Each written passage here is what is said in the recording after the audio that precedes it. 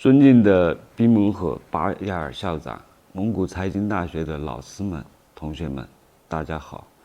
新闻贵校100周年校庆典礼，在此，我谨代表贵州商学院全体师生，向蒙古财经大学100年华诞表示衷心的祝贺。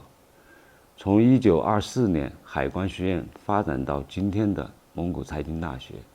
一直将教学科研、创业精神、团队合作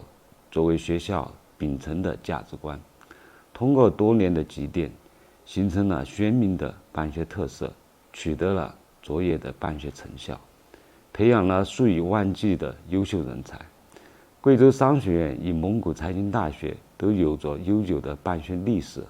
两校发展的历程有相似之处。今年8月，宾蒙赫巴尔校长一行到贵州商学院出席了2024中国东盟内陆开放经济合作与人才培养论坛，并在校长圆桌会议上作发言。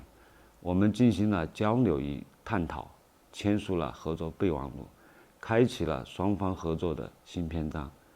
最后，衷心祝愿蒙古财经大学校庆活动圆满成功，祝贵校在新的时代继往开来，再续辉煌。